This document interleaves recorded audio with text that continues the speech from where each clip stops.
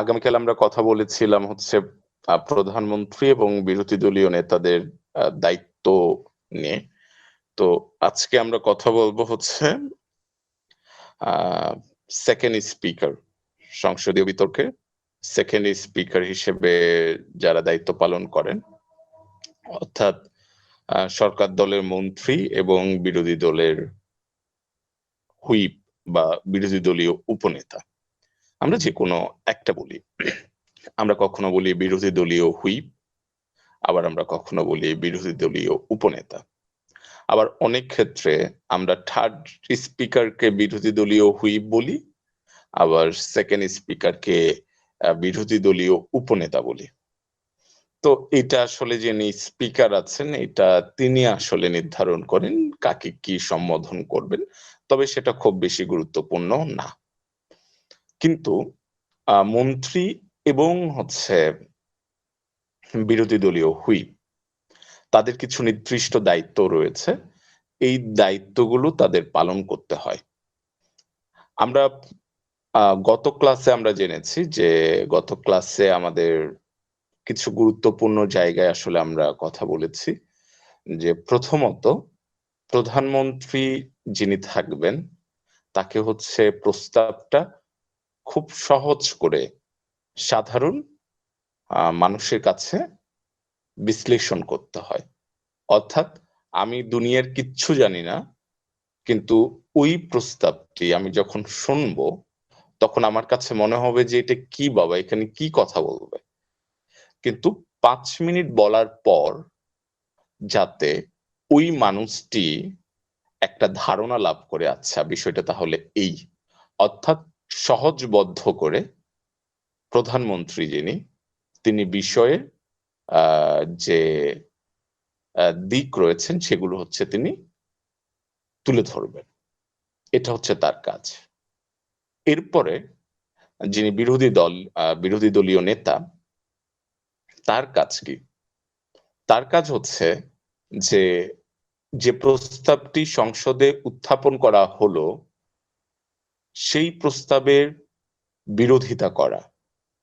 বিরোধিতা কিভাবে করবেন? সংসদে প্রধানমন্ত্রী যে বক্তব্যগুলো দিলেন সেই বক্তব্যের যে কি পয়েন্ট গুলো রয়েছে সেই কি পয়েন্ট গুলোকে তিনি ভেঙে দেবেন। প্রত্যেকটা বিষয়ের আলাদা আলাদা করে তো মতামত আছে। আমি একটা মতামত দিচ্ছি, সে বা তারা সেটা বিরোধিতা করবেন। তবে সেই বিরোধিতা করার ক্ষেত্রে কোন ধরনের জায়গাতে কি ধরনের বিরোধিতা করছেন সেইটা তিনি স্পষ্ট করবেন। এই স্পষ্ট করার পর তার যে কাজ, সেই কাজটি হলো যে একটি স্ট্যান্ড পয়েন্ট দাঁড় করানো। স্ট্যান্ড পয়েন্ট কি? স্ট্যান্ড পয়েন্ট হচ্ছে যে একটি প্রধান যে বিষয়, যে প্রস্তাবটি দেওয়া হয়েছে সেই প্রস্তাবের বিপক্ষে একটি প্রধান পয়েন্ট দাঁড় করানো। একটি প্রধান পয়েন্ট দাঁড় করানো। যদি এই প্রধান পয়েন্ট আমরা যদি দাঁড় করাতে পারি তাহলে কি হবে? তাহলে পরবর্তীতে ওই প্রধান পয়েন্টের আন্ডারে আমরা কিছু প্যারামিটার দাঁড় করাবো। এখন এখানে একটা প্রশ্ন হচ্ছে, যিনি বিরোধী দলীয় নেতা তাকে এই প্রধান পয়েন্ট দাঁড় করালেই হবে না, তাকে প্রমাণ করতে হবে যে তিনি এই প্রধান পয়েন্ট সংসদে প্রতিষ্ঠিত করেছেন। যদি তিনি এই পয়েন্ট সংসদে প্রতিষ্ঠিত করতে পারেন তাহলেই বিতর্কটা হচ্ছে সামনের দিকে এগিয়ে যাবে। সংসদীয় বিতর্কটা হচ্ছে এইরকম যে প্রধানমন্ত্রী যদি 10 থাকেন আর যদি বিরোধী দলীয় নেতা যদি হচ্ছে 5 থাকেন, তাহলে ওই বিতর্কে আসলে বিরোধী দলের আসলে কামব্যাক করার সুযোগ থাকে না। কিন্তু প্রধানমন্ত্রী যদি 10 থাকেন, বিরোধী দলীয় নেতা যদি 9.5 10 থাকেন বা 8 10 থাকেন, তাহলেও বিরোধী দল ওই বিতর্কে কামব্যাক করতে পারে। তার মানে আমি যদি 8 পেতে যাই 10 এর মধ্যে, তাহলেও আমাকে ওইটা মোটামুটি ভাবে আমাকে স্ট্যান্ড পয়েন্ট দাঁড় করাতে হবে। আমি 1 মিনিট, আমি আবার আসছি।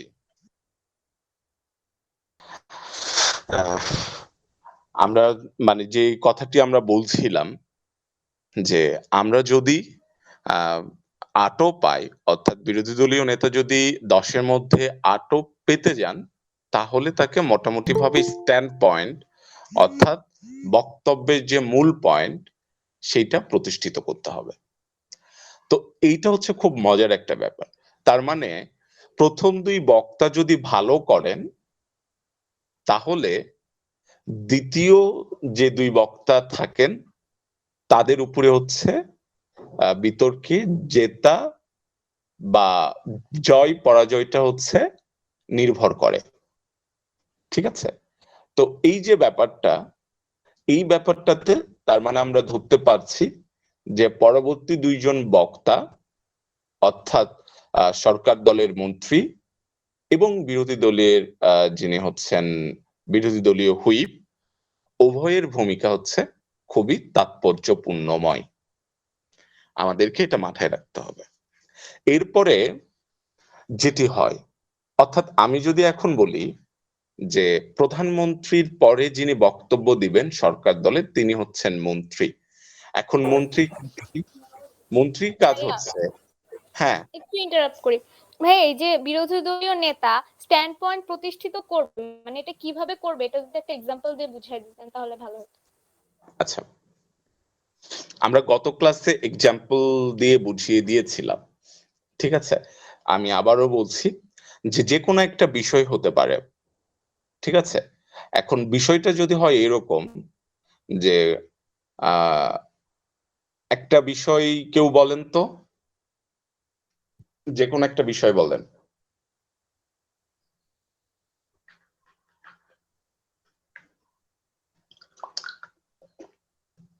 মাইমুনা, একটা বিষয় দিলাম না তোকে?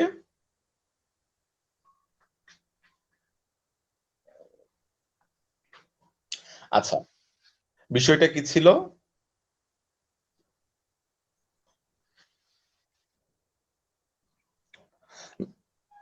এই সংসদ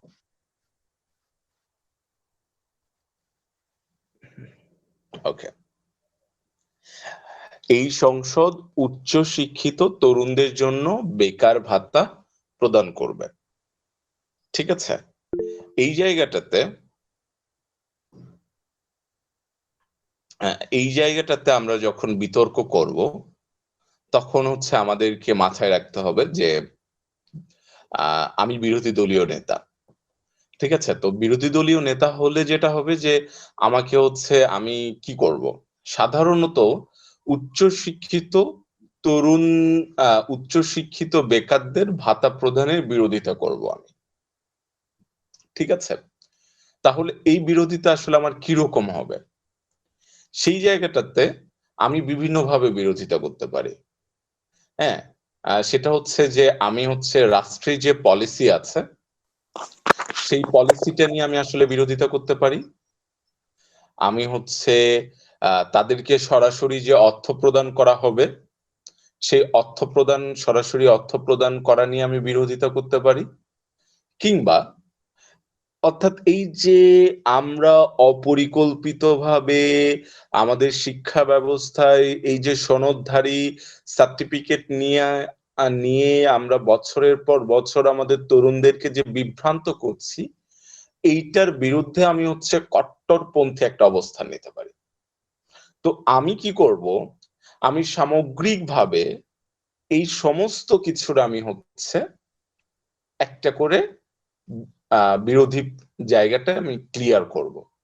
শক্তিশালী একটা অবস্থান তৈরি করব আমি আমার বিরোধিতার জায়গা থেকে। এখন আমার বিরোধিতার জায়গা থেকে আমি যখন এটা শক্তিশালীভাবে আমি এটা বিরোধিতা করব, তখন আমি প্রত্যেকটা পয়েন্ট আসলে ভাঙতে পারবো। আমাকে ১ম এই প্রধানমন্ত্রীর বক্তব্যের প্রত্যেকটা পয়েন্ট ভাঙতে হবে। প্রধানমন্ত্রী যদি বলেন যে আজকে যারা উচ্চশিক্ষিত তরুণ, তাদের যারা বেকার, তাদেরকে তো আমরাই পৃষ্ঠপোষকতা করেছি। তারা তো আমাদের সিলেবাস অনুযায়ী পড়াশোনা করেছে, তারা আমাদের কারিকুলাম অনুযায়ী পড়াশোনা করেছে। এখন তাদের যদি আমরা চাকরির ব্যবস্থা করে দিতে না পারি, তাহলে এই দায়ভারটা তো আমাদেরকেই নিতে হবে। এই জায়গাটাতে আমি তখন রিভাইটাল দিব।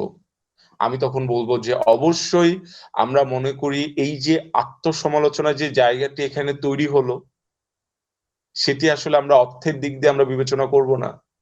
আমরা বিবেচনা করব, আপনারা আজকে বলছেন যে আজকে তরুণদের যারা উচ্চশিক্ষিত তাদের চাকরির ব্যবস্থা করে দিতে না পারলে সেই দায়ভার আমাদের নিতে হবে।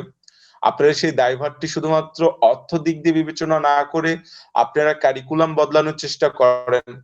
আপনারা আজকে গণহারে উচ্চশিক্ষিত করার বদলে আপনারা আজকে কারিগরি, তারপর আজকে টেকনিক্যাল, তারপর বিভিন্ন যে ট্রেড ভিত্তিক যে শিক্ষা প্রচলন আছে আপনারা সেইটার প্রচলন শুরু করেন। আপনারা যদি এই প্রচলনগুলো যদি শুরু করতে পারতেন, এই প্রচলনগুলোকে যদি ত্বরান্বিত করতে পারতেন, তাহলে বাংলাদেশের কোনো উচ্চশিক্ষিত বেকার থাকার সম্ভাবনা 1% নিচে নেমে আসতো। আপনারা সেটি না করে আজকে যদি শুধুমাত্র ভাতা দেন, তাহলে তো এটা দীর্ঘমেয়াদী কোনো সমাধান হলো না। একটা দীর্ঘমেয়াদী সমাধান করার। সেইটা যদি আমাদের করতে হয়, তাহলে ভাতার চেয়ে বড় বিষয় সেটি হচ্ছে যে আমাদের কর্মমুখী শিক্ষা ধাবিত হতে হবে। যদি আমরা সেই শিক্ষার দিকে ধাবিত হতে পারি, তাহলেই আমরা আজকে যে উচ্চশিক্ষিত যখন তারা হবেন, তখন আর তারা বেকার থাকবেন না। এটা হচ্ছে আমার স্ট্যান্ড পয়েন্ট। তার মানে আমি ১ম এ কি করলাম?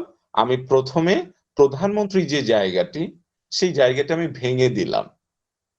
প্রধানমন্ত্রী যেভাবে বিষয়টাকে উত্থাপন করবেন, আমি সেই বিষয়টাকেই ভেঙে দিয়ে প্রমাণ করব যে আপনার কথার মধ্যে কিচ্ছু নাই। আমি যেটা বলতেছি সেটাই হচ্ছে খুব বেশি গুরুত্বপূর্ণ। কেন গুরুত্বপূর্ণ? আমি হচ্ছে তখন সেইটা দেখাবো। দেখানোর পরে আমার পরের কাজ হচ্ছে যে নিজের বক্তব্যটাকে উত্থাপন করা। তখন আমি যে স্ট্যান্ড পয়েন্ট দেব, অর্থাৎ মাননীয় স্পিকার লক্ষ্য করুন, উচ্চশিক্ষিতদের জন্য বেকার ভাতার চেয়ে আমরা যেটি মনে করি সেটি হচ্ছে যে কর্মমুখী শিক্ষার প্রচলন যদি আমরা করতে পারি, তাহলে এই যে ভাতা দেওয়ার যে প্রবণতা সেখান থেকে আমরা বের হয়ে এসে আরো ভালো কিছু আমরা করতে পারবো এবং তারা আমাদের জনসম্পদে পরিণত হবে। এগিয়ে যেতে চাই। অর্থাৎ আমরা মনে করি বেকার ভাতা নয়, বরং কর্মসংস্থান সৃষ্টির জন্য শিক্ষা, এই বিষয়টিকে আমাদের মাথায় রেখে এগিয়ে যেতে হবে। এটা হচ্ছে আমার স্ট্যান্ড পয়েন্ট। এই স্ট্যান্ড পয়েন্ট পাওয়ার পর আমার পরের কাজ হচ্ছে যে আমি কতগুলো হচ্ছে প্যারামিটার দেব।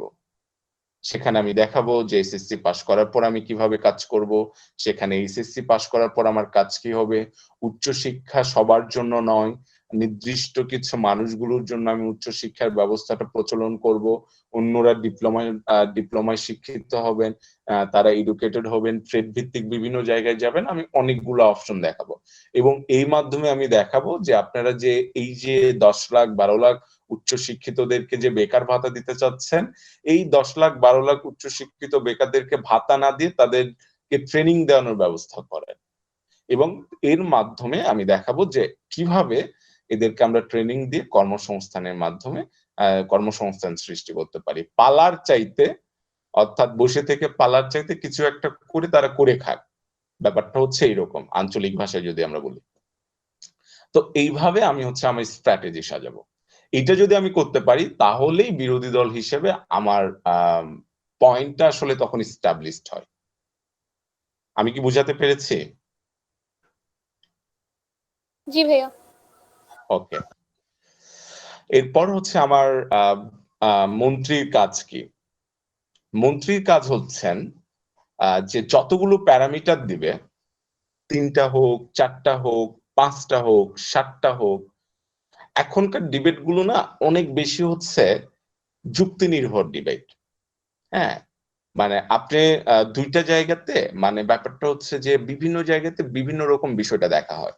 যেমন এখন যদি আপনি হচ্ছে বিশ্ববিদ্যালয় পর্যায়ে যদি ডিবেট করতে যান, তাহলে আপনি দেখবেন যে ওখানে হচ্ছে আপনি কতগুলো আর্গুমেন্ট দেখাতে পারলেন। এটা হচ্ছে একটা বিষয়।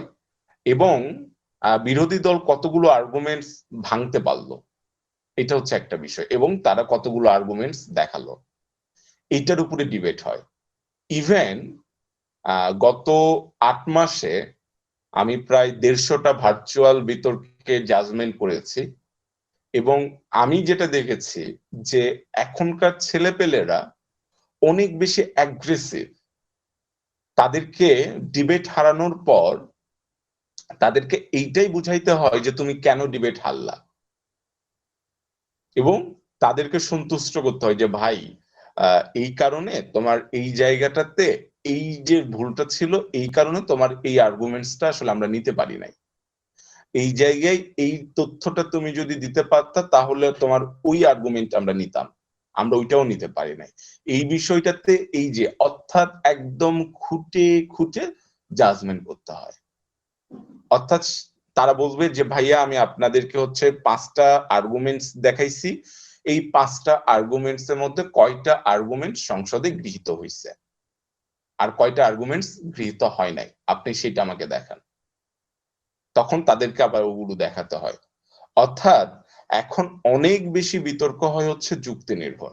তো সেখানে একটি স্ট্র্যাটেজি থাকে, সেই স্ট্র্যাটেজিটা হচ্ছে যে আমি কি করব, আমি হচ্ছে প্রথমত যে কাজটা করব সেটা হচ্ছে যে খুব সহজে আমি যে কাজটা করব যে অনেকগুলো যুক্তি দেওয়ার চেষ্টা করব, অনেকগুলো পয়েন্ট নিয়ে আসার চেষ্টা করব। অর্থাৎ দ্বিতীয় বক্তার কাজ হচ্ছে অনেকগুলো পয়েন্ট নিয়ে আসা এবং ওই পয়েন্টস গুলোকে হচ্ছে ভাঙা। অর্থাৎ একটা যুক্তির পিছনে তথ্য থাকবে, উপাত্ত থাকবে, থিওরি থাকবে, হ্যাঁ, এগুলো উদাহরণ থাকবে, এই সমস্ত কিছু মিলে তো একটা বিষয় থাকবে, ওইটা যাতে হচ্ছে আমাদের কাছে গৃহীত হয়, এটা হচ্ছে একটা বড় বিষয়। তো এই ব্যাপারগুলো আমরা হচ্ছে সাধারণত আমরা লক্ষ্য রাখি। আচ্ছা, অর্থাৎ আমরা এখন আপনারা যদি খাতা কলম নিয়ে বসেন তাহলে প্রধান মানে মন্ত্রীর কাজগুলো লিখে নেন। মন্ত্রীর প্রথম কাজ হচ্ছে একদম খুব শুরু থেকে যদি বলি, মন্ত্রীর প্রথম কাজ হচ্ছে ধন্যবাদ দিয়ে বক্তব্য শুরু করা। তারপরে হচ্ছে বিরোধী দলীয় নেতার যে পয়েন্ট গুলো তিনি দেখালেন সেগুলোকে হচ্ছে ভেঙে দেওয়া। অর্থাৎ মন্ত্রীর এটা হচ্ছে খুব বেশি গুরুত্বপূর্ণ কাজ, কারণ বিরোধী দলীয় নেতা তো একটা পয়েন্ট দেখানোর চেষ্টা করলেন, তো এইটাকে যদি তিনি ভাঙতে না পারেন ওইটার একটা প্রভাব থাকে। তো এই জন্য ওই পয়েন্টটাকে ভাঙার চেষ্টা করবেন তিনি।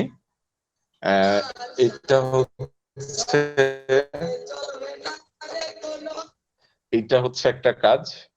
তারপরে 2 নম্বর কাজ হচ্ছে যে প্রধানমন্ত্রীর মন্ত্রীর দ্বিতীয় যে কাজটি সেটি হচ্ছে যে আমরা প্রথম কাজ দেখলাম যে উনি বিরোধী দলীয় নেতার বক্তব্য ভাঙবেন। দ্বিতীয় কাজ হচ্ছে যে তারপরে তিনি যে বক্তব্যটা দিবেন সেইটা ওই ভাঙার পরে তিনি লিঙ্ক আপ করবেন যে আপনি যে কথাগুলো বলছেন সেই কথাগুলোর চাইতে আমার প্রধানমন্ত্রী যে কথাগুলো বলে যাচ্ছে সেইটা অনেক বেশি আসলে গুরুত্বপূর্ণ। কেন গুরুত্বপূর্ণ লক্ষ্য করুন, ঠিক আছে? তখন তিনি আবার ওই বিষয়টা লিঙ্ক আপ করে দেবেন প্রধানমন্ত্রীর সাথে নিজের বক্তব্যটা।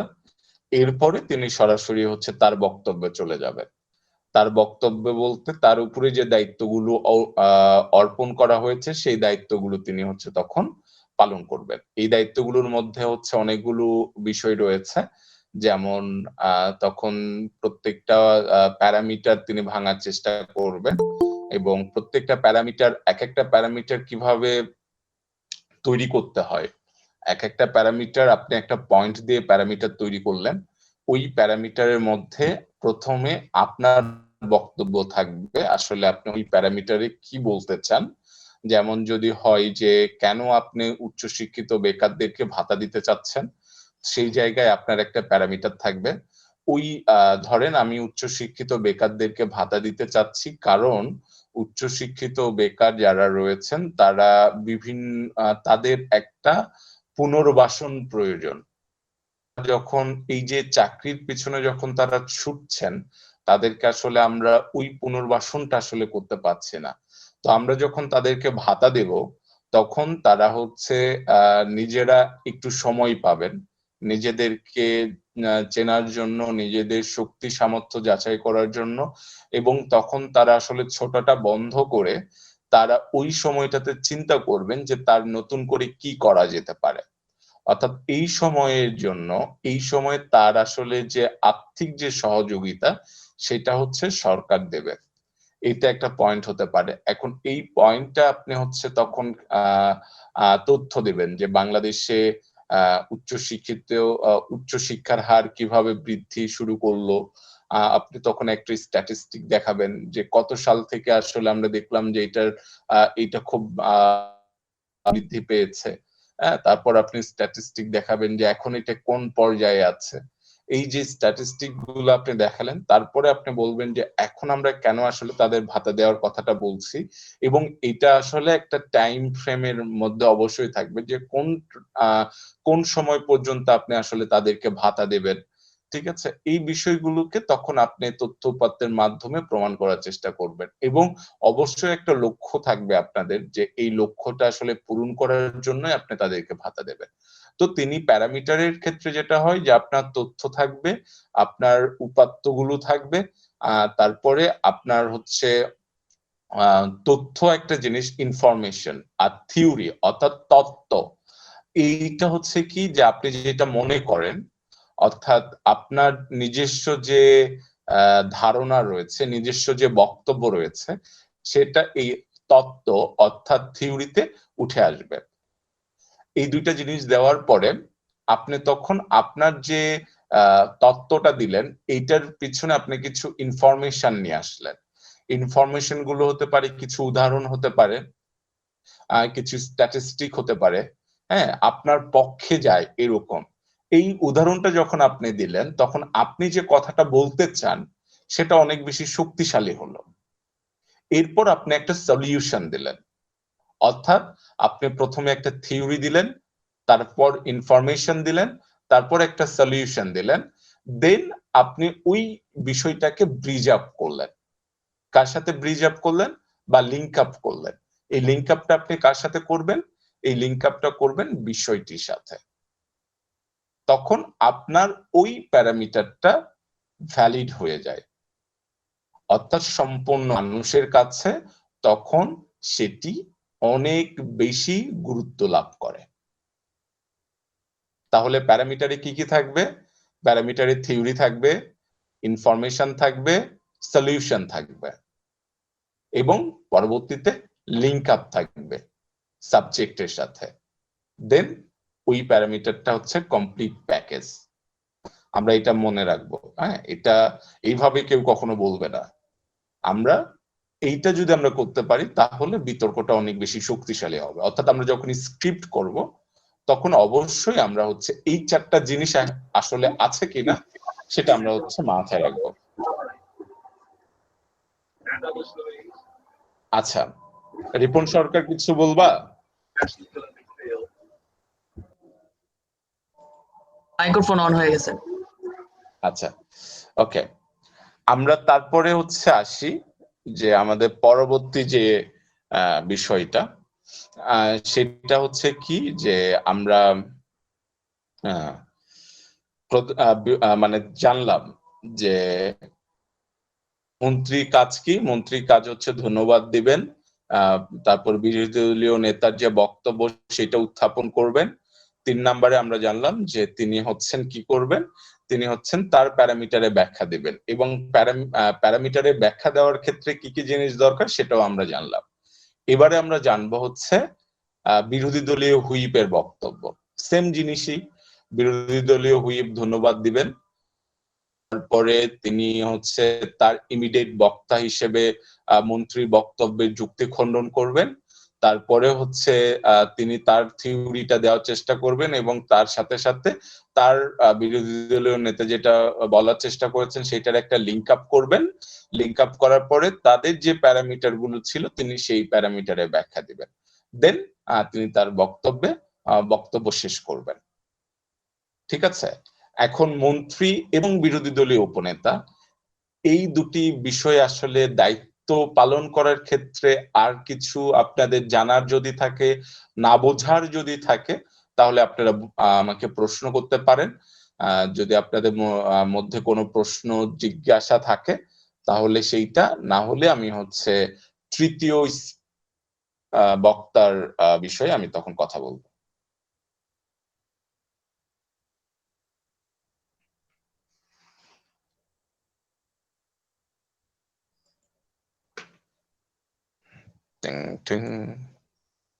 আপনাদের কোনো প্রশ্ন আছে? জি না ভাইয়া। আপনারা বুঝতে পেরেছেন? জি ভাইয়া।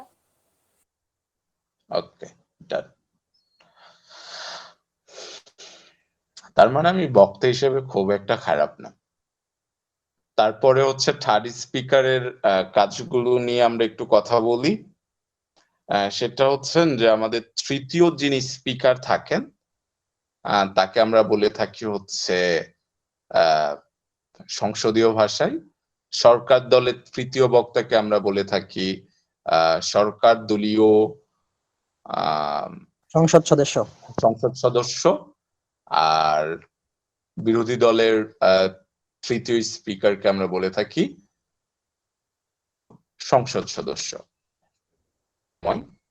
অনেকে খুব যারা আপডেট ভার্সন অর্থাৎ বিপি ফরম্যাট ফলো করেন তারা কি করেন, তারা হচ্ছে সরকার দলীয় হুইপ বলেন এবং বিরোধী দলের থার্ড স্পিকারকে বিরোধী দলীয় হুইপ বলেন।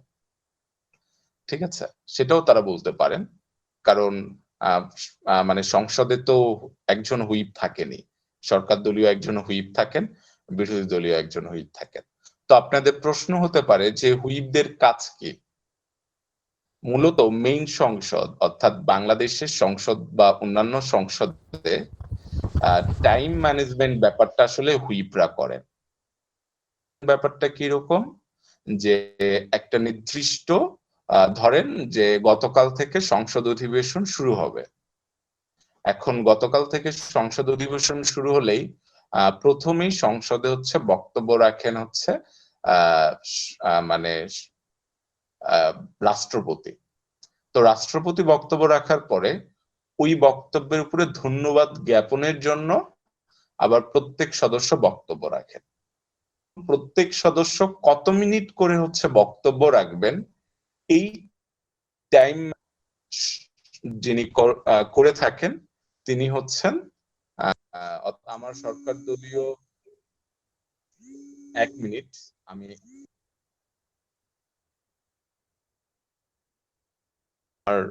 একটা জরুরি কাজ আসলে আমি যেতে পারিনি, কারণ এই কর্মশালার জন্য একদম শেষ মুহূর্তে কাজটা চলে আসছে। তো আমি এখন ওই কাজটাই অন্য একজনকে দিয়ে আমি করাচ্ছি। তো এই কারণে মাঝে মধ্যে আমাকে তার সাথে একটু যোগাযোগ করতে হচ্ছে। এই জন্য আমি আসলে খুবই দুঃখিত যে মাঝে মধ্যে আমাকে বের হয়ে যেতে হচ্ছে হুটহাট করে।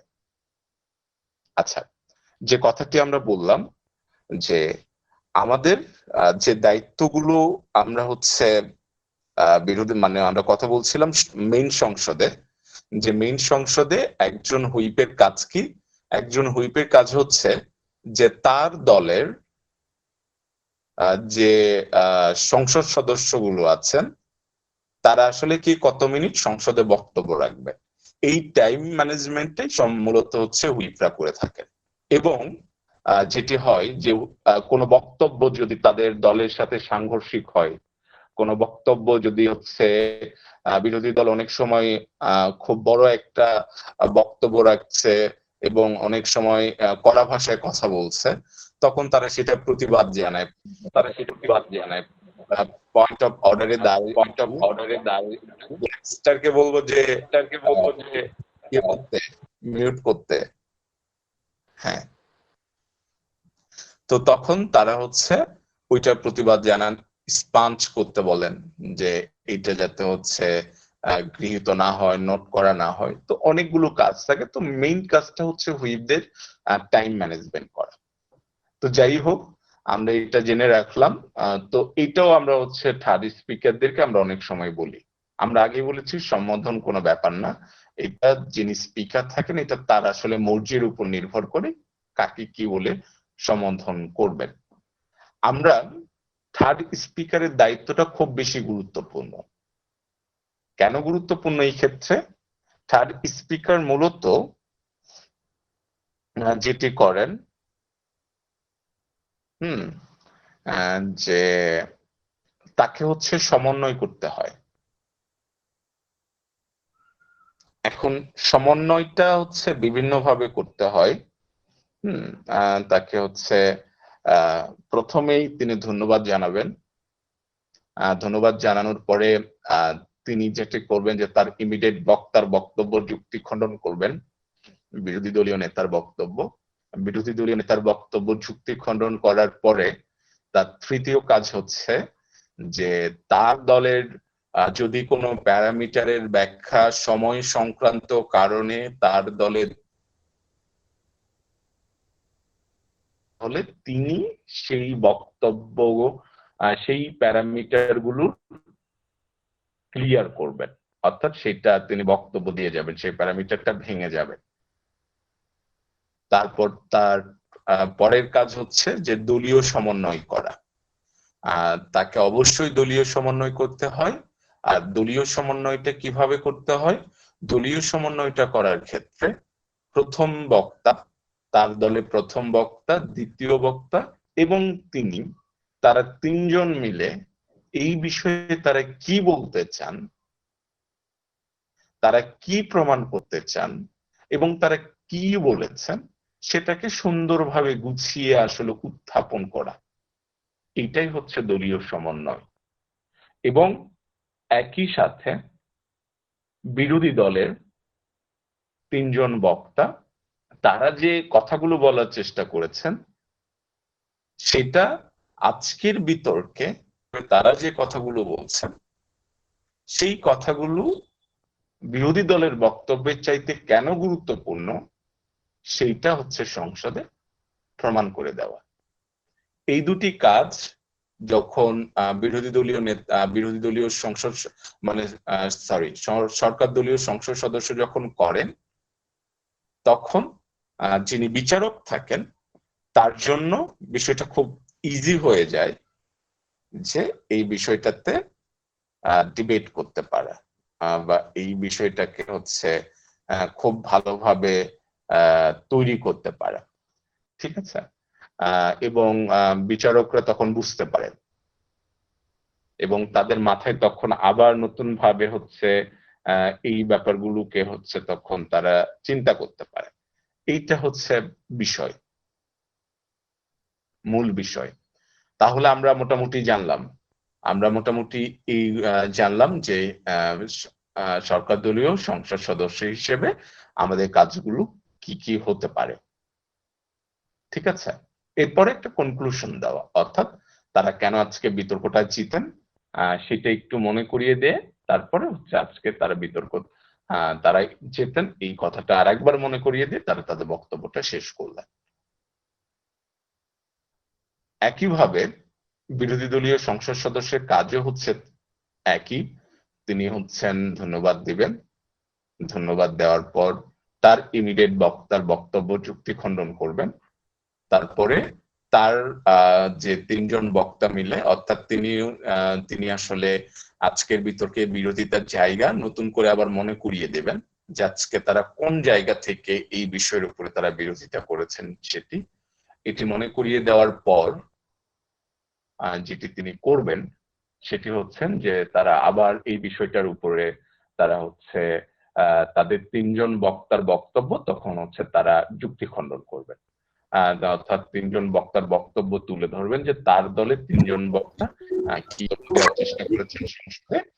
সেটি তুলে ধরার পরে তিনি কি করবেন, সেটি তুলে ধরার পরে প্রধানমন্ত্রী যে বক্তব্যটি দিয়েছেন বা সরকার দল যে বক্তব্যটি দিয়েছেন সেই বক্তব্যের চাইতে তাদের যে বক্তব্যটি ছিল সেটি অনেক বেশি গুরুত্বপূর্ণ, সেটি আবার বলার চেষ্টা করবেন, বোঝানোর চেষ্টা করবেন। এবং তারপর তিনি একইভাবে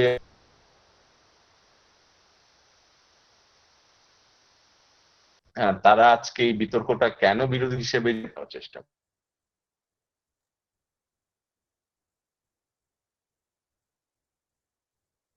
এই দ্বন্দ্বটি হচ্ছে শেষ পর্যন্ত আসলে বিচারকদের কাছে পৌঁছাবে, তিনি কি করবেন, তারপর তিনি হচ্ছেন কনক্লুশন টানবেন।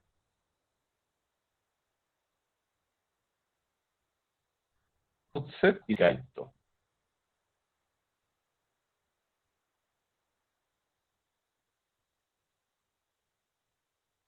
আরো কোনো প্রশ্ন আছে?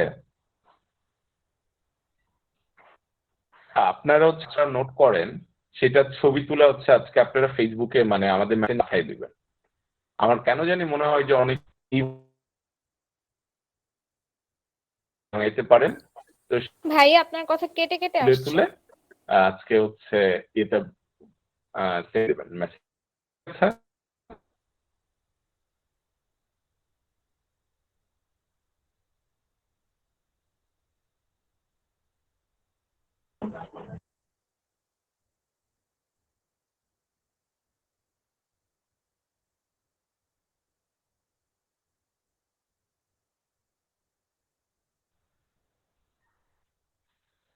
আমার কথা বোঝা যাচ্ছে না?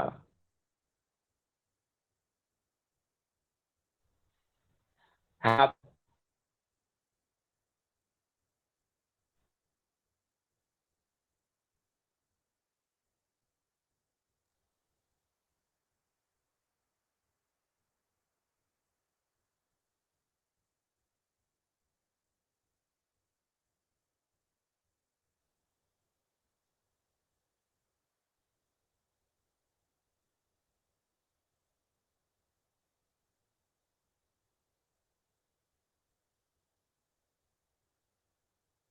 চলে আসছি। আমি যেটা বললাম সেটা হচ্ছে যে আপনারা নোট করেন কিনা, নোট করেন কিনা সেটার একটা ছবি সবাই মোবাইলে তুলে মেসেঞ্জারে আজকে হচ্ছে পাঠাই দিবেন, ঠিক আছে? ভাইয়া শুধু এটা কি আজকেরটা নাকি প্রিভিয়াস যেগুলো ছিল সবগুলাই? হ্যাঁ, সবগুলা না, একটা ছবি, একটা পৃষ্ঠার ছবি। আমি একটা পৃষ্ঠার ছবি দেখলে বুঝতে পারবো যে আপনারা কেমন করে নোট করেন। এটা হচ্ছে আপনাদের আজকে হোমওয়ার্ক। আচ্ছা, এটা গেল। দ্বিতীয় যে বিষয়টি সেটা হচ্ছে থার্ড স্পিকারের দায়িত্ব আপনারা বুঝেছেন কিনা? জি ভাইয়া বুঝতে পেরেছি। আচ্ছা, ঠিক আছে, এটাও গেল। এরপরে হচ্ছে আমাদের পরের যে ধাপ সেটা হচ্ছে যুক্তি খণ্ডন। যুক্তি খণ্ডনে কি করতে হয়? যুক্তি খণ্ডনে প্রথমেই বক্তব্য রাখেন হচ্ছেন বিরোধী দলীয় নেতা, এরপরে সংসদীয় বিতর্কে বক্তব্য রাখেন হচ্ছে প্রধানমন্ত্রী। এখন কিছুটা নিয়ম শিথিল করা হয়েছে যে চাইলে যুক্তি খণ্ডন বিরোধী দলীয় উপনেতা এবং বিরোধী সরকার দলীয় মন্ত্রী তারাও করতে পারেন, ঠিক আছে? অর্থাৎ এই কাজগুলো হচ্ছে এই কাজগুলো তারা হচ্ছে করেন। অর্থাৎ আমরা কি জানলাম? আমরা জানলাম যে এখন চাইলে ফার্স্ট স্পিকার বা সেকেন্ড স্পিকার এই যে কেউ মানে এদের যে কোনো একজন বক্তব্য রাখতে পারেন যুক্তি খণ্ডনে। এটা সংসদীয় বিতর্কে এই সিস্টেমটা অনেক জায়গায় প্রচলন রয়েছে, এটা একটা বিষয়। এখন বিষয়টা হচ্ছে যে যিনি প্রধান বিরোধী দলীয় অর্থাৎ যিনি বিরোধী দলীয় নেতা মনোনয়ন করবেন তিনি আসলে কি করবেন? তার প্রথম কাজ হচ্ছে বিষয়ের বিতর্কের বিষয়টা কি ছিল, তার দ্বিতীয় কাজ হচ্ছে এই বিতর্কের বিষয়ে সরকার দল কি বলার চেষ্টা করেছে, তার তৃতীয় কাজ হচ্ছে তারাই বিতর্কের বিষয়ে তারা কি বলার চেষ্টা করেছে, তার চতুর্থ কাজ হচ্ছে এই দুটি তুলনা করে তারা আজকে কেন এগিয়ে থাকে সেটি হচ্ছে প্রমাণ করা। এই চারটা কাজ যদি তিনি সুচারুভাবে করতে পারেন তাহলে তার বক্তব্য আপ টু মার্কস হিসেবে গ্রহণ করা হয়। এটা যখন হয়ে যায় তখন কি হয়, তখন হচ্ছে প্রধানমন্ত্রী আসবেন। প্রধানমন্ত্রী এসে তিনিও ধন্যবাদ দিবেন। ধন্যবাদ দেওয়ার পরে তিনি তার বিতর্কের বিষয়ে আবার উত্থাপন করলেন। তারা কি বলার চেষ্টা করেছেন সেটা বললেন, বিরোধী দল কি বলার চেষ্টা করেছেন সেটা বললেন, তারা আজকে এই বিতর্কটা কেন জিতে সেটা তিনি হচ্ছে প্রমাণ করার চেষ্টা করলেন। এইখানে মনে রাখতে হবে যে এইখানে কোনো বক্তা নতুন করে কোনো যুক্তি এখানে নিয়ে আসতে পারবেন না। নতুন করে যদি কোনো যুক্তি এখানে নিয়ে আসতে যান তাহলে এটি সংসদে পয়েন্ট অফ অর্ডার হিসেবে আপনার বিরোধী দল এখানে হচ্ছে এই যে পয়েন্ট অফ অর্ডার কি, পয়েন্ট অফ প্রিভিলেজ কি, পয়েন্ট অফ ইনফরমেশন কি, এর সারা মানে 2টা ক্লাস ধরে আসলে আপনাদের মনের মধ্যে একটা জিজ্ঞাসা রয়েছে, এখন সেটি নিয়ে কথা বলবো। তার আগে আমার বিষয় না মানে সর্বশেষ যুক্তি খণ্ডনে কার কি দায়িত্ব সে বিষয়টাতে এরপরে যদি আপনাদের 6 জন বক্তার কোনো বিষয় যদি আপনাদের কোনো প্রশ্ন থাকে তাহলে আপনারা করতে পারেন, শোনা থাকে তাহলে আমরা এই যে পয়েন্টগুলো নিয়ে চলে যাব। ভাইয়া যুক্তি খণ্ডনে বিরোধী দল নেতা প্রধান যুক্তির খণ্ডন করবেন না, মানে আমরা বাবা সনাতনী বিতর্কে যেরকম করি যে কিছু ওইটাই তো, মানে আপনি যখন কেন বিতর্ক জিতেন এই কেনর উত্তরটা তো খণ্ডন করে আপনাকে দেখাইতে হবে, তাই না? জি ওকে, আর কারো কোনো প্রশ্ন?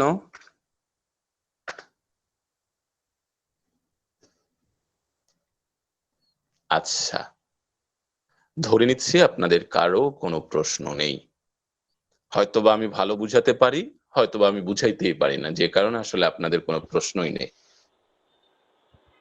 আচ্ছা ভাই, সরকার দলীয় যেসব সদস্য থাকবে এরা কি হলে যুক্তি খণ্ডন করতে না, পারবে? খণ্ডন করতে পারবে না। ওকে। আর কারো প্রশ্ন?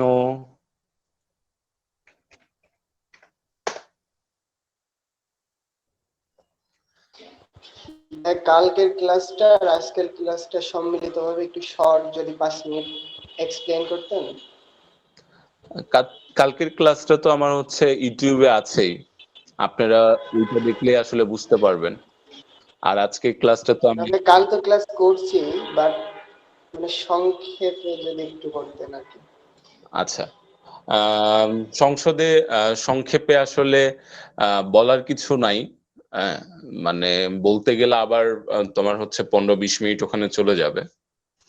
খুব সহজ ভাষায় যদি বলি সেটা হচ্ছে যে প্রধানমন্ত্রীর কাজ কি, প্রধানমন্ত্রীর কাজ হচ্ছে তিনি আসবেন, তিনি আসার পরে হচ্ছে তার বক্তব্য ধন্যবাদ দিবেন, তারপরে প্রস্তাব উত্থাপন করবেন, প্রস্তাব উত্থাপন করার পর প্রেক্ষাপট দিবেন, প্রেক্ষাপট দেওয়ার পরে তিনি কি করবেন, প্রেক্ষাপট দেওয়ার পরে তিনি হচ্ছে প্যারামিটার দিবেন, প্যারামিটার দেওয়ার পরে তিনি হচ্ছেন 2-1টা প্যারামিটারের ব্যাখ্যা দিবেন, 2-1টা প্যারামিটারের ব্যাখ্যা দেওয়ার পরে তিনি হচ্ছেন তার যে বক্তব্য মানে দায়িত্ব বন্টন করবেন, দায়িত্ব বন্টন করার পরে হচ্ছে তিনি কি করবেন, তিনি হচ্ছেন বিতর্কের যে বিষয়টা মানে কেন তারা জিতেন সেটা দেখাবেন, এবং তিনি হচ্ছে শুরুতেই সংজ্ঞায়ন এবং ক্যারেক্টারাইজেশন করবেন। প্রধানমন্ত্রী কাজ শেষ, তারপর বিরোধী দলীয় নেতা তিনি এসে ধন্যবাদ জানাবেন, ধন্যবাদ জানানোর পর প্রধানমন্ত্রী যে বক্তব্য দিলেন সেগুলো তিনি খণ্ডায়ন করবেন, খণ্ডায়ন করার পর তারা আসলে কি মনে করেন সেটা বলবেন, স্ট্যান্ড পয়েন্ট দাঁড় করাবেন, স্ট্যান্ড পয়েন্টের কোনো স্ট্যান্ড পয়েন্ট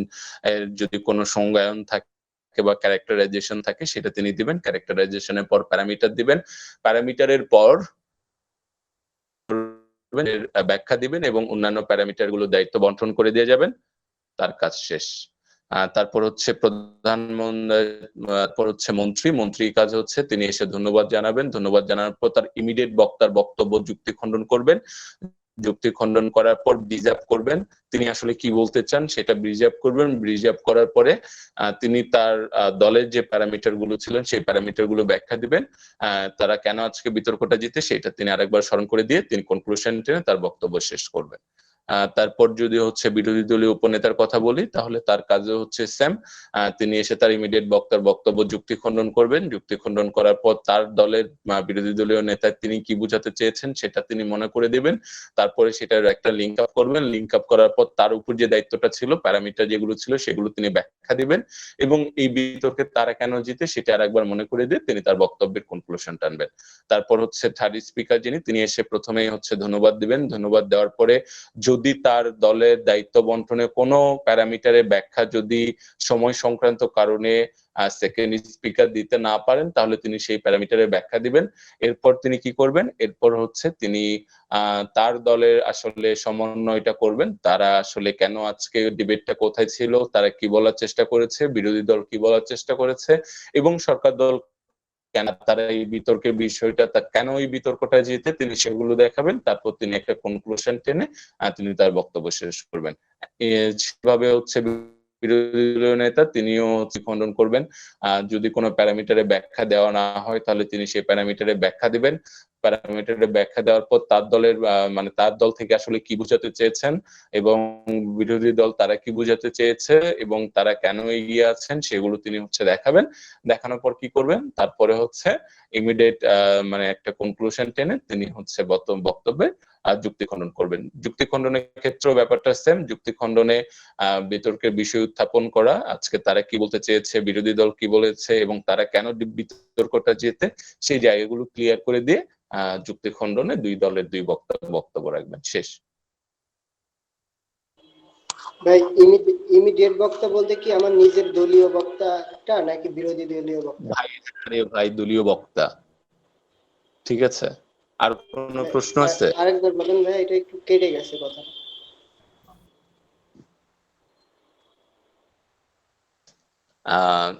বিষয়টা হচ্ছে এরকম যে বিরোধী দলের যুক্তি খণ্ডনটাতে আমি যদি বিরোধী দলীয় নেতা হই, আমি আসব, ঠিক আছে, আমি আসার পরে আমি বক্তব্য দিব। আমার বক্তব্যে আমার দল কি বলতে চেয়েছে আমি সেইটা বলবো। বিরোধী দল কি বলতে চেয়েছে, অর্থাৎ আমার ইমিডিয়েট যে সেই বিরোধী দল সে কি বলতে চেয়েছে আমি সেইটা বলবো। কেন আমরা বিতর্কটা জিতে আমি সেটা বলবো। আমি যদি বিরোধী দলের নেতা হয় তাহলে আমি আসব, ধন্যবাদ দিব, আমরা কি বলতে চেয়েছি সেটা বলবো, অর্থাৎ আমার বিরোধী দল অর্থাৎ সরকার দল কি বলতে চেয়েছে আমি সেটা বলবো, তারপরে জিতে আমি সেটা বলবো। শেষ। আর কোনো প্রশ্ন আছে? হ্যাঁ, আমাদের যেখানে ছিলাম point of order, point of information, এটা বলবেন বলেছিলেন। হ্যাঁ,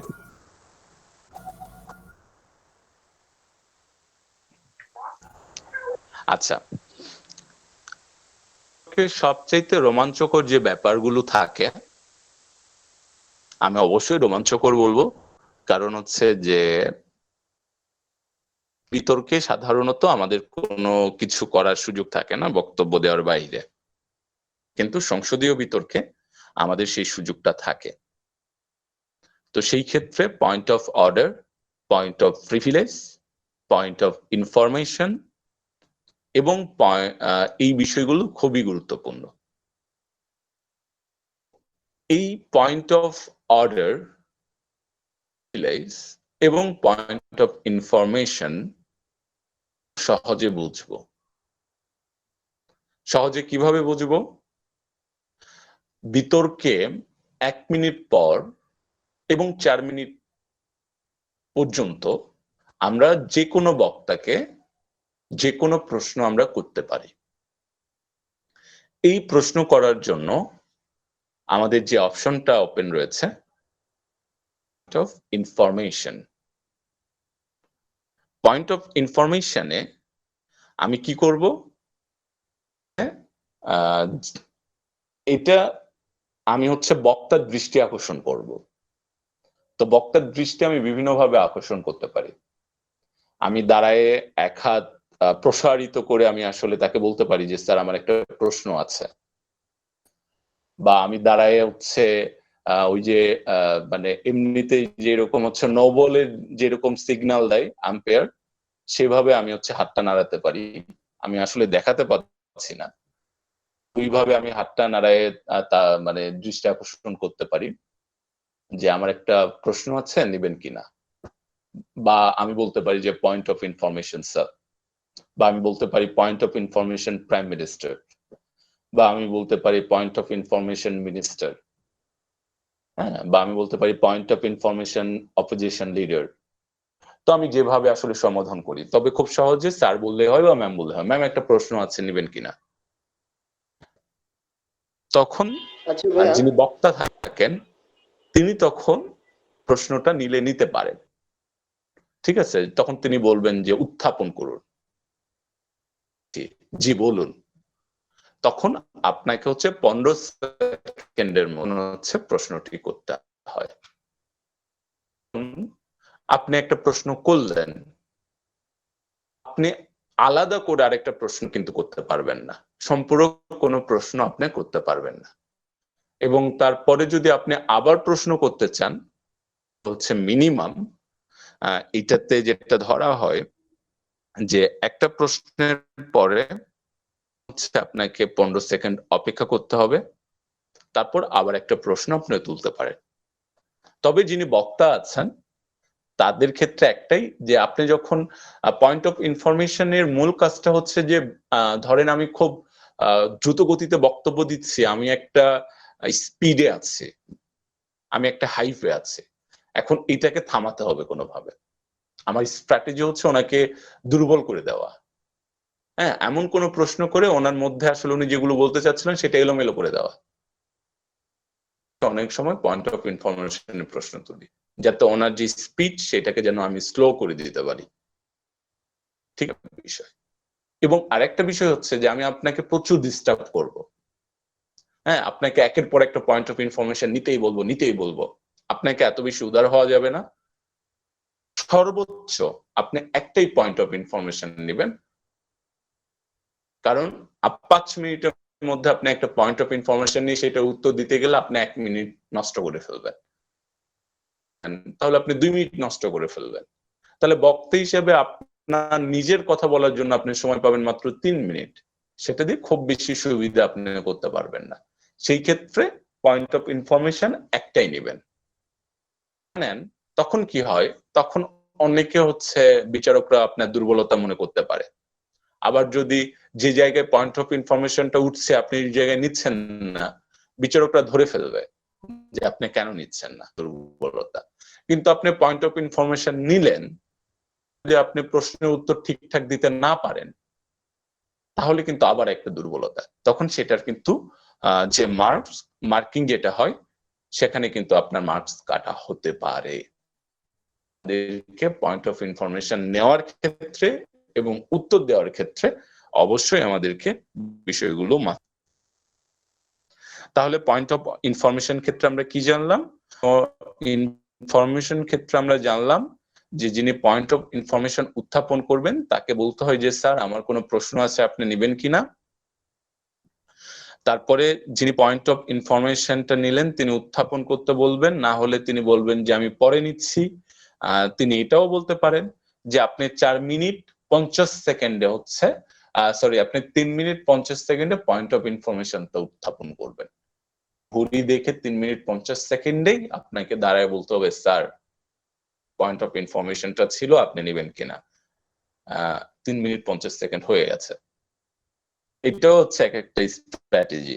ঠিক আছে, এরপরে তিনি পয়েন্ট অফ ইনফরমেশনটা উত্থাপন করবেন, আপনি সেটার উত্তর দিবেন এবং সেটা অবশ্যই ভালো দিবেন।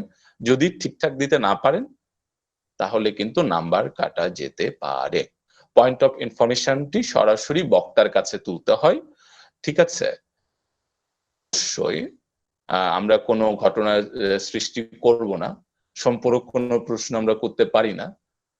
বিতর্কে আমরা দেখি যে এটাকে উৎসাহিত করা হয়, একটা নাটকীয় পরিবেশ তৈরি করার জন্য এরকম করা হয় এবং ওখানে যারা চিল্লায় বলতে পারে তাদেরকে খুব বেশি গুরুত্ব দেওয়া হয়। এটা মোটেও হচ্ছে গ্রহণযোগ্য নয়। পয়েন্ট অফ ইনফরমেশনের প্রশ্নটি 15 সেকেন্ডের মধ্যে শেষ করতে হবে এবং উত্তর দেবার সময় এই 15 সেকেন্ডটা হচ্ছে বাদ যাবে, কিন্তু উত্তর দেবার সময় মূল বক্তা যে সময়টা উত্তর দেবার সময় বক্তার মূল সময় থেকে বাদ যাবে, অর্থাৎ যিনি উত্তর দিবেন ওইটা বক্তার মূল সময়ের সাথে হচ্ছে সমন্বয় হবে। ঠিক আছে, পয়েন্ট অফ ইনফরমেশন একটি মাত্র প্রশ্ন করা যাবে এর প্রেক্ষিতে কোনো সম্পূরক প্রশ্ন করা যাবে না। এরকম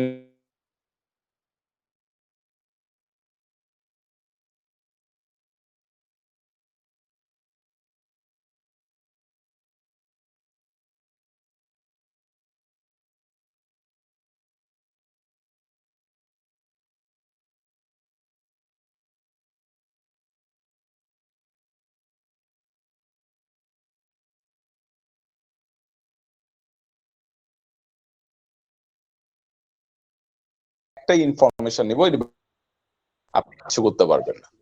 বুঝাইতে পারছি? জি ভাইয়া। ওকে, আর কারো কোনো প্রশ্ন আছে? আচ্ছা, যখন বক্তা বক্তব্য দিচ্ছে তখন আমি পয়েন্ট অফ ইনফরমেশন বলবো, মানে এইটাই কি ইংলিশে বলবো এইটাই, নাকি আমি এমনি দাঁড়িয়ে যাব বা অন্য ভাই, কোনো ভাবে? বাংলা কি খুব কম বোঝো? হ্যাঁ, আমার কাছে মনে হয় যে তুমি আসলে মানে খুব কম বোঝো, এটা আসলে ক্ষতিকর।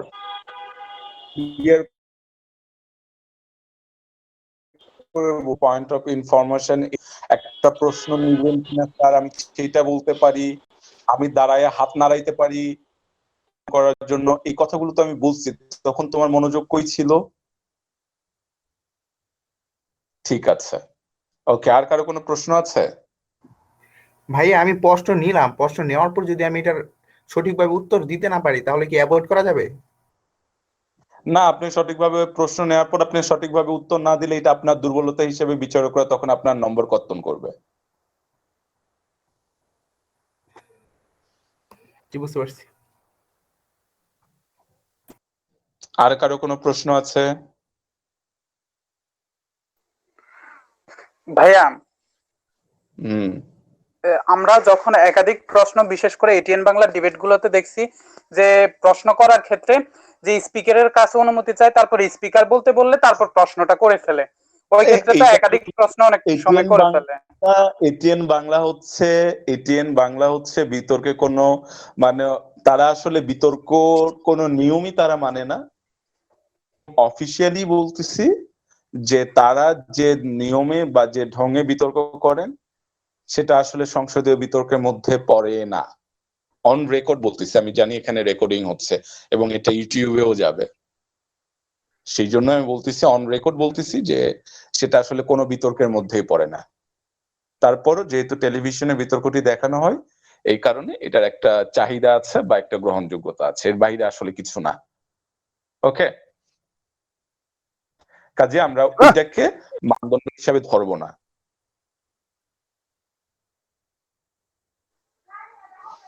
আচ্ছা, জি ভাই।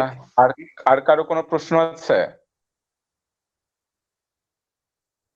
আশা করি আর নাই। ঠিক আছে, তাহলে আমরা এখন যাব হচ্ছে পয়েন্ট অফ অর্ডারে। ঠিক আছে, আচ্ছা, পয়েন্ট অফ অর্ডারে আমরা হচ্ছে সরাসরি চলে যাব। পয়েন্ট অফ অর্ডারটা আসলে কি?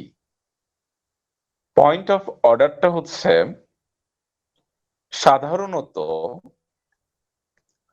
সংসদে, মানে সাধারণ সংসদে, রিয়েল সংসদে একজন বক্তা যখন বক্তব্য রাখেন, সেই বক্তব্যে তিনি যখন এমন কোনো তথ্য প্রদান করেন বা এমন কোনো বক্তব্য প্রদান করেন যেটা আসলে সত্য না, অসত্য, হ্যাঁ, এবং যেটা আসলে বিভ্রান্তকর, এবং এই ধরনের বক্তব্য আমাদের কাছে গ্রহণযোগ্যতা খুব কম, এরকম ব্যাপারটাতে পয়েন্ট অফ অর্ডার তোলা হয় সংসদীয় বিতর্কে, মানে একদম সংসদে, রিয়েল সংসদে। সেই বিষয়টাকে মাথায় রেখে এইখানেও পয়েন্ট অফ অর্ডার সিস্টেমটা রাখা হয়েছে। যেমন মানে হচ্ছে এটিএন এ যে ডিবেট হয় সেখানে পয়েন্ট অফ অর্ডারে কোনো অপশন নাই, শুধুমাত্র ইনফরমেশন তোলা যায়। আচ্ছা, পয়েন্ট অফ অর্ডার কিভাবে উত্থাপন হয়? সেখানে যেটা করতে হয় যে স্পিকারের অনুমোদন নিতে হয়, অর্থাৎ পয়েন্ট অফ অর্ডারটা স্পিকারের কাছে তুলতে হয়। ঠিক আছে, এবং স্পিকার পয়েন্ট অফ অর্ডার নিতে বাধ্য। তখন মানে এইটা স্পিকারের মর্জির উপরে ডিপেন্ড করে না। আপনি যখন পয়েন্ট অফ অর্ডারটি তুলবেন তখন স্পিকার সাথে সাথে তিনি হচ্ছে বিতর্কটা বন্ধ করে দিয়ে আপনার পয়েন্ট অফ অর্ডারটি শুনবে। এটা হচ্ছে প্রথম কথা। দ্বিতীয় কথা হচ্ছে আপনি যে পয়েন্টটা উত্থাপন করবেন সেইটা 15 সেকেন্ডের মধ্যে শেষ করতে হবে।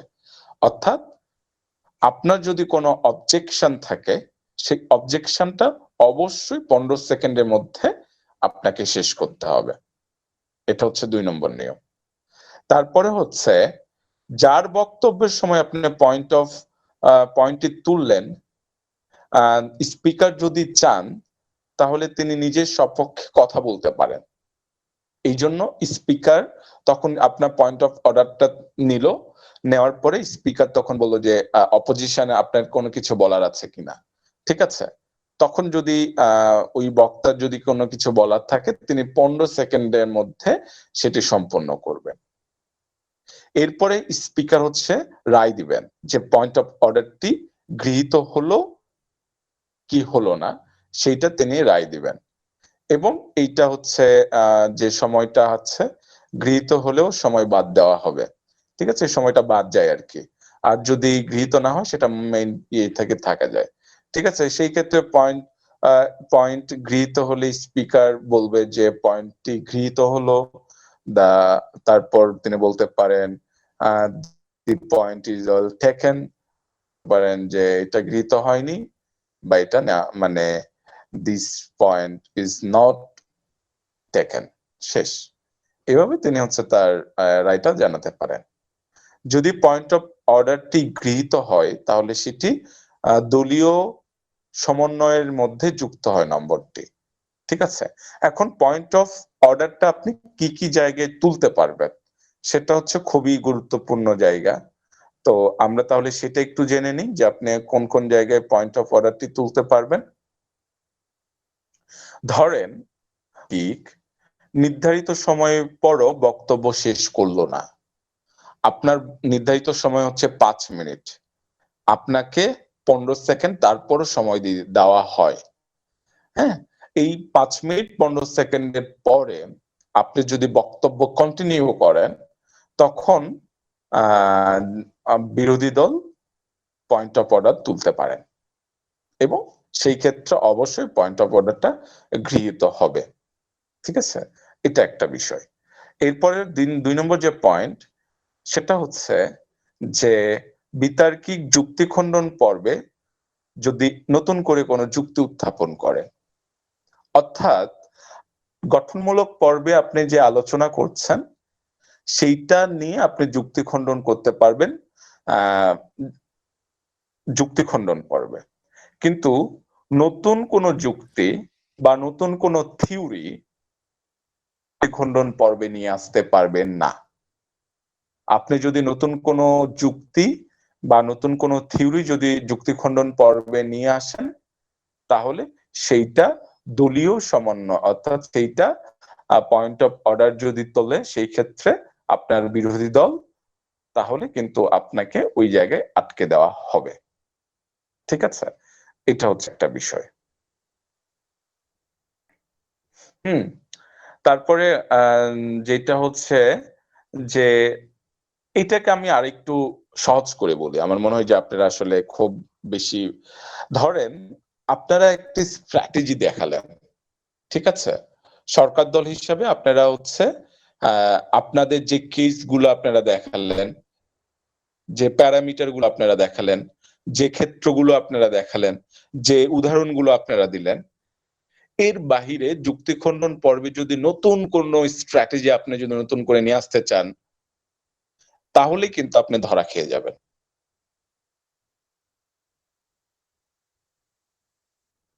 ঠিক আছে। অর্থাৎ ধরেন যে হচ্ছে বেকারদের ভাতা প্রদান করা হবে, ঠিক আছে, আপনারা বিরোধী দল হিসাবে বললেন যে তাদেরকে হচ্ছে কর্মসংস্থানের ব্যবস্থা করা হোক, কিন্তু যুক্তি খণ্ডন পর্বে এসে বললেন যে আমরা মনে করি যে বেকারদের ভাতা প্রদান করা দরকার, সেটা হচ্ছে যে বেকারদের বিদেশ পাঠানো হোক। এই যে আপনি প্রথমে বললেন যে তাদের কর্মসংস্থান সৃষ্টি করার জন্য তাদেরকে ট্রেনিং দেওয়ানো হোক, এইটা দেওয়ানো হোক, সেটা দেওয়ানো হোক, এখন আবার বলতেছেন যে বেকারদেরকে বিদেশ পাঠানো হোক। ঠিক আছে, যে আপনি এখানে নতুন একটা পয়েন্ট নিয়ে আসছেন, নতুন একটা থিওরি নিয়ে আসছেন, তখন বিরোধী দলের আপনার অপোজিশন যারা থাকবেন তারা পয়েন্ট অফ অর্ডারে বলবেন যে মাননীয় speaker, point of order. Point of order কেন? তারা হচ্ছে যুক্তিখণ্ড, তারা গঠনমূলক পর্বে বেকারদের আত্মকর্মসংস্থান সৃষ্টির লক্ষ্যে তারা বললেন যে তাদের ট্রেনিং দেওয়ানো হোক, এখন তারা বলছেন যে বেকারদের ভাতা না দিয়ে তাদের বিদেশ পাঠানো হোক। এইটাতে তারা নতুন যুক্তি নিয়ে আসছেন যেটা আজকে বিতর্কে আলোচনা হয়নি। তাহলে আপনার পয়েন্ট অফ অর্ডারটি যিনি গ্রহণ মানে যিনি উত্থাপন করবেন তার পয়েন্ট অফ অর্ডারটি গৃহীত হয়ে যাবে। ঠিক আছে, এটা হচ্ছে একটা বিষয়।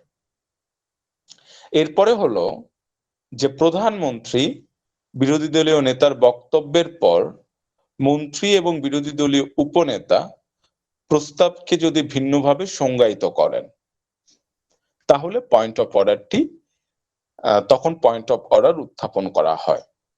অর্থাৎ আপনার প্রধানমন্ত্রী বা আপনার ফার্স্ট স্পিকার যে দলীয় স্ট্র্যাটেজি দিয়ে যাবে বা আপনার বিরোধী দলীয় নেতা যে দলীয় স্ট্র্যাটেজি দিয়ে যাবে, সেই দলীয় স্ট্র্যাটেজির বাহিরে গিয়ে আপনারা যদি আবার নতুন করে সংসদে কোনো মডেল উত্থাপন করতে চান বা নতুন করে কোনো স্ট্র্যাটেজি বা নতুন করে কোনো সংজ্ঞায়ন দিতে চান, সংসদে পয়েন্ট অফ অর্ডার উত্থাপিত হবে।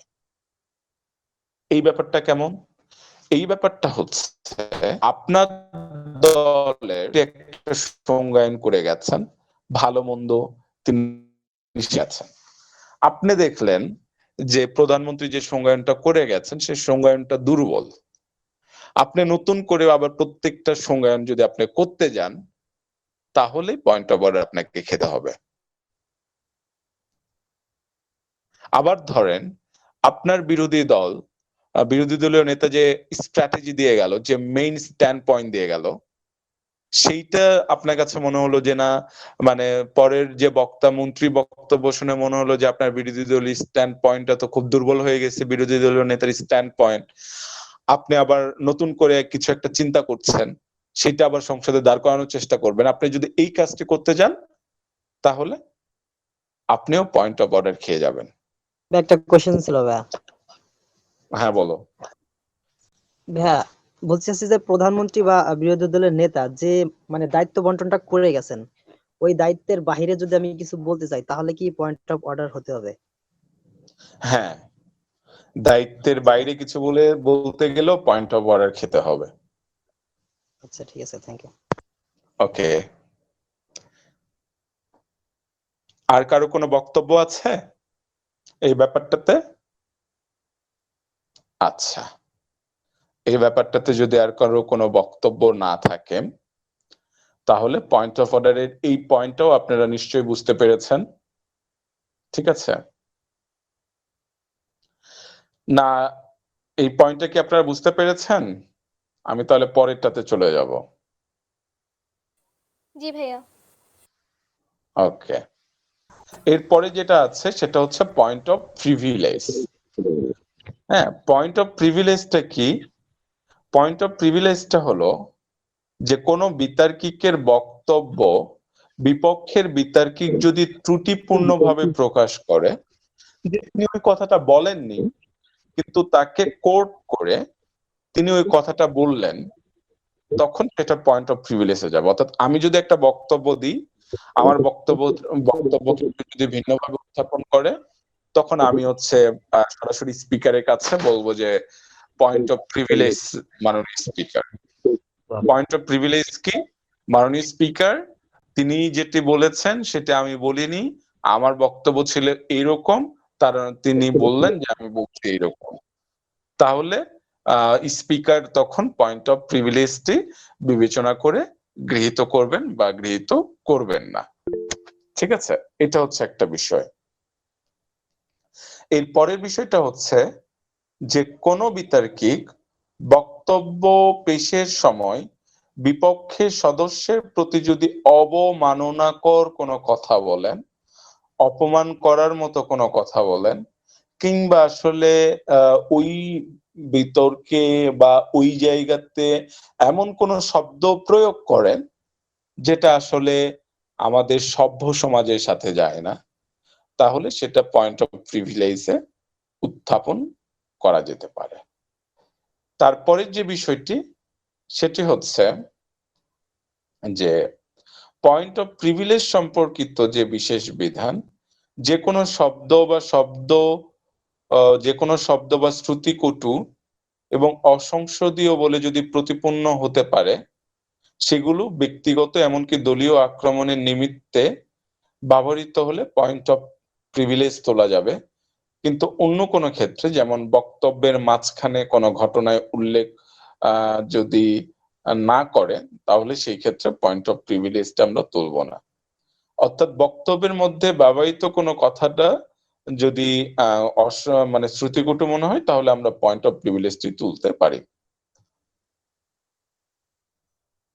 আবার এটার একটা জিনিস যে ব্যক্তিগত আক্রমণ যদি করা হয়, তাহলেও আমরা পয়েন্ট অফ প্রিভিলেজ তুলতে পারি। আমরা কাউকে আসলে ব্যক্তিগত আক্রমণ করতে পারি না।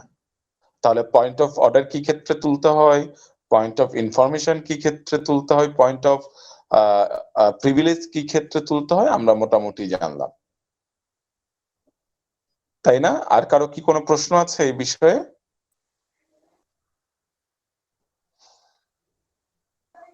ভাইয়া একটা বিষয় নিয়ে আর কি কোশ্চেন ছিল। বলো বলো বলো। ভাইয়া প্যারামিটার সম্পর্কে আমার মধ্যে কনফিউশন সৃষ্টি হয়েছে যে প্যারামিটার আমরা কয়টা প্যারামিটার দিতে পারবো, বা প্যারামিটার বলতে কি কোনো পয়েন্ট বোঝায়, যে পয়েন্ট বা কোনো ক্ষেত্র এরকম বোঝায়? প্যারামিটার সম্পর্কে আরেকটু বললে ভালো হয়। হ্যাঁ, আমরা রচনা লেখার ক্ষেত্রে যেরকম অনেকগুলা পয়েন্ট লিখি না, প্যারামিটারও তাই। জি হ্যাঁ, প্যারামিটারও তাই। এটা একটা। 2 নম্বর বিষয়টা হচ্ছে যে সর্বোচ্চ কয়টা প্যারামিটার আমি সর্বোচ্চ 100টাও দিতে পারি, কিন্তু আমি 5 মিনিটে 100টা উত্থাপন করতে পারবো কিনা, এটা হচ্ছে আমার বিষয়। ঠিক আছে? তো আমি প্যারামিটার ততটাই দিব, আমি এটা বলতে পারি। তবে এই ক্ষেত্রে আমি যেটা প্রেফার করি সেটা হচ্ছে 4টা প্যারামিটার দিতে। ঠিক আছে? আমার অনেকগুলো সাব প্যারামিটার থাকবে, তবে আমি হচ্ছে ব্যক্তিগতভাবে বলি যে 4টা প্যারামিটার দিতে, মানে 3টা না 4টা প্যারামিটার দিয়ে দরকার পড়লে আমি আরো 10-12টা প্যারামিটার যেগুলো হতে পারতো, সেগুলো আমি ওই প্যারামিটারের মাধ্যমে সাব প্যারামিটার করে দিব। ঠিক আছে? জি, আর কারো ভিতরে কোনো আর কি প্রশ্ন আছে? জি ভাই, ধন্যবাদ। হ্যাঁ, আচ্ছা, আমার একটা প্রশ্ন ছিল। আমার মনে হয় যে আর কারো কোনো বলো। প্রশ্ন হচ্ছে যে পয়েন্ট অফ অর্ডারের ক্ষেত্রে আপনি প্রথমে বলছিলেন যে কোনো বক্তব্য যদি অযৌক্তিক, অসত্য কিংবা মিথ্যা কোনো ইয়া হয়, তো ওই ক্ষেত্রে পয়েন্ট অফ অর্ডার তোলা মানে উত্থাপন করা যাবে কিনা? যাবে। কোনো আমার বিরোধী দলীয় বক্তা যখন অসত্য কিংবা মিথ্যা বক্তব্য দেয়, তখন আমি পয়েন্ট অফ অর্ডার তুলতে পারবো? এই ক্ষেত্রে পয়েন্ট অফ মিসকোট যদি করে, অসত্য বা মিথ্যা বক্তব্য দেয়, হ্যাঁ, এখন অসত্য মিথ্যা হচ্ছে তোমার বক্তব্যের উপরে যদি সে অসত্য বা মিথ্যা কিছু বলে, তখন তুমি হচ্ছে পয়েন্ট অফ প্রিভিলেজে ওইটা তুলবা। মানে কোনো পত্রিকার নাম দিয়ে বা যে পত্রিকাতে ওইটা ছাপানো হয় না এবং ওই তথ্যটা দেওয়া হয় না, ওই টাইপের কোনো না, হচ্ছে এই ক্ষেত্রে তুমি পয়েন্ট অফ ইনফরমেশনের সোর্স জানতে চাইবা। ঠিক আছে? তথ্য সূত্র জানতে চাইবা। যে আমার একটা প্রশ্ন ছিল পয়েন্ট অফ ইনফরমেশনে, যে আপনি কোনটা পেয়েছেন, এটা কোথা থেকে পেলেন, এটা তুমি তাকে প্রশ্ন করতে পারো। সে যদি সেটার উত্তর, ঠিক আছে, এখন সেটা সত্য মিথ্যা পরবর্তীতে ওইটা বিচারক হিসাবে যারা আছেন তারা ওইটা বিচার করবে। জি ভাই, ব্যাস সোর্স সহকারে যদি ভুল ইনফরমেশন দেয় বা ভুল তথ্য দেয়, সেক্ষেত্রে কি করা উচিত? সোর্স অনুসারে যদি ভুল তথ্য দেয়, ভুল ইনফরমেশন দেয়, সেটা যদি বিচারক প্যানেল ধরতে না পারে, তাহলে আপনি যেটা করতে পারেন সেটা হচ্ছে যে আপনার বক্তব্যে সেটা উল্লেখ করতে পারেন যে তিনি যেটা বলেছেন সেটা আসলে অসত্য, আপনি লক্ষ্য করেন না যে এরকম কিছু নাই। আপনি যখন এটা অসত্য বলবেন, তখন বিচারক তারা হচ্ছে তখন এই তথ্যের সত্যতা মিথ্যা তারা হচ্ছে যাচাই করতে পারে। ঠিক আছে? জি ভাইয়া, থ্যাংক ইউ। ওকে, আর কারো কোনো প্রশ্ন আছে? না থাকলে আজকের মতো আমরা এখানেই শেষ করে দেব। আজকে যে সাময়িক অসুবিধা হয়েছিল সেই জন্য আমি খুবই দুঃখিত। It's already 8:07। কারো কোনো প্রশ্ন আছে? ভাইয়া, পয়েন্ট অফ ইনফরমেশনের ক্ষেত্রে আমি যদি কোনো প্রশ্ন নিতে অনিচ্ছুক থাকি তাহলে কি বলতে পারি? ধন্যবাদ।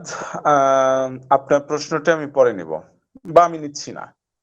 খুব সহজ ভাষায়, ভাই আমি নিচ্ছি না, পরে নেব। ধন্যবাদ। জি ভাইয়া। প্রথম মানে আচ্ছা, প্রথমে যদি মানে দুইটা পয়েন্ট অফ ইনফরমেশন দ্বিতীয়বার তৃতীয়বারের ক্ষেত্রে এটা বলা যাবে, প্রথমবারের ক্ষেত্রে কি এটা বলতে পারবো যে নিচ্ছি না? হ্যাঁ বলতে পারবা। তোমার যদি নিতে না ইচ্ছা করে তুমি একটা পয়েন্ট অফ ইনফরমেশনও নিবা না, সেটা তোমার ব্যাপার।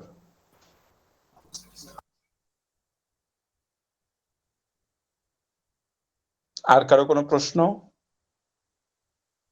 এটা কোনো বাধ্যবাধকতা নাই যে পয়েন্ট অফ ইনফরমেশনটা নিতেই হবে।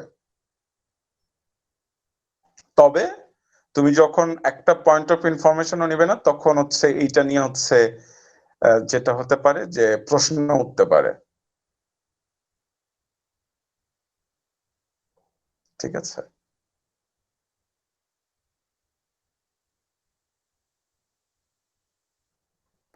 আর কারো কোনো প্রশ্ন আছে?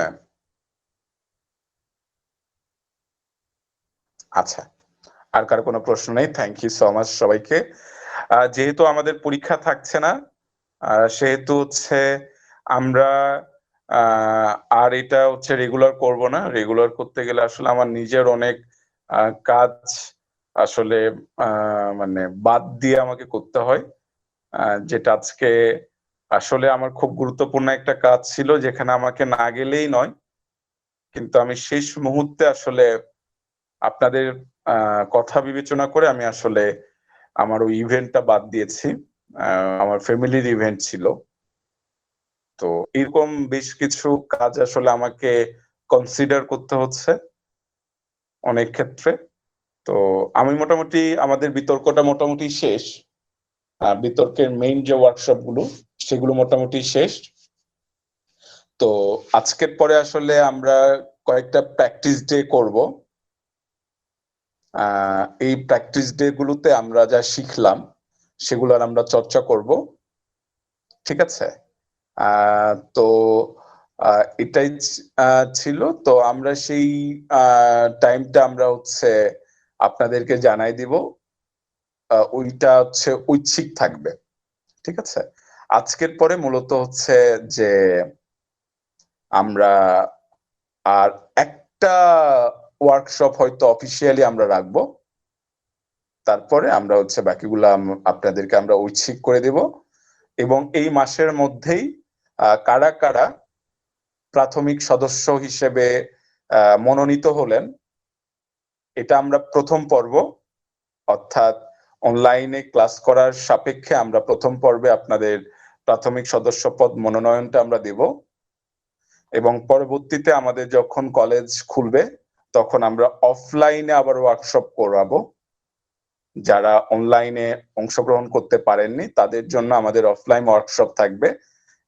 এই একই সিলেবাসের উপরে সেই ওয়ার্কশপটা হবে এবং ওখানে আবার যারা অংশগ্রহণ করবে নিয়মিত থাকবে তাদের মধ্যে থেকে আবার আমরা প্রাথমিক সদস্য পদ দ্বিতীয় ধাপে প্রকাশ করব। তো প্রথম ধাপে ক্লাবের প্রাথমিক সদস্য পদ কারা পাচ্ছেন মনোনীত তালিকা আমরা হচ্ছে প্রকাশ করব। এরপর আমরা হচ্ছে অনলাইনে ফর্ম দিব। সেই অনলাইনে ফর্ম পূরণ করার সাপেক্ষে আমরা তাদেরকে মানে ওইটা ভর্তি ফর্ম একরকমের। ঠিক আছে? ক্লাবের ভর্তি ফর্ম পূরণ করার সাপেক্ষে আমরা তাদেরকে হচ্ছে ক্লাবের 1 বছরের জন্য প্রাথমিক সদস্য পদ আমরা প্রদান করব। তো এই ব্যাপারগুলো আপনারা হচ্ছে খুব দ্রুত আপনারা হচ্ছে এই তথ্যগুলো পেয়ে যাবেন। আর আরেকটি বিষয় সেটা হচ্ছে যে আপনাদের সাথে একটা ভালো জার্নি শুরু হলো। তো এই ভালো জার্নিটা কন্টিনিউ থাকবে আমার প্রত্যাশা করি, আমি প্রত্যাশা করি। এবং বিতর্কের ক্ষেত্রে বা আপনাদের ক্যাম্পাস লাইফে যে কোনো বিষয়ে আপনারা যদি মনে করেন যে ভাইয়াকে প্রয়োজন, তাহলে ফিল টু ফ্রি আপনারা আমাকে জানাতে পারেন। অবশ্যই আপনাদের পাশে থাকার চেষ্টা করব এবং সহযোগিতা করার চেষ্টা করব। ঠিক আছে, তো যেহেতু আজকে সমাপনী বক্তব্য দিচ্ছি না, আরেকটা ওয়ার্কশপ আছে, লাস্ট ওয়ার্কশপ আমরা হচ্ছে অফিসিয়ালি লাস্ট ওয়ার্কশপটা আমরা ঘোষণা করব। সেই ঘোষণা করলে আপনারা হচ্ছে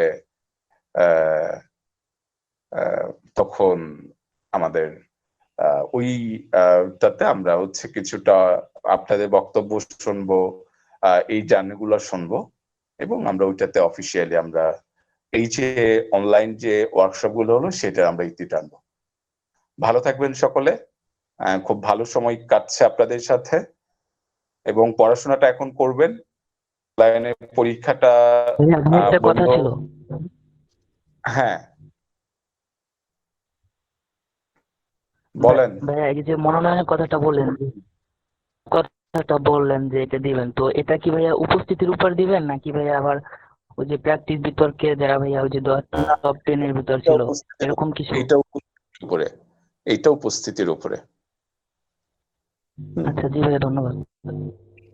ওকে, ঠিক আছে, থ্যাংক ইউ সবাইকে। আর যেটা বলছিলাম যে আপনারা করবেন, ঠিক আছে, বিষয়টা হচ্ছে যে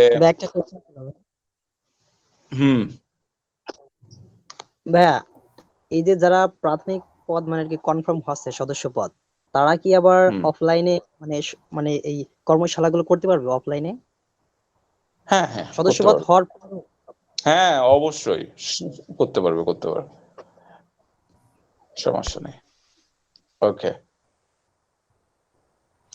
ঠিক আছে, থ্যাংক ইউ সবাইকে, অসংখ্য ধন্যবাদ। আমাদের পরবর্তী ওয়ার্কশপে আবার সবার সাথে কথা হবে, দেখা হবে। ভালো থাকবেন সবাই, আল্লাহ হাফেজ। আসসালামু আলাইকুম ভাইয়া। ওয়ালাইকুম আসসালাম।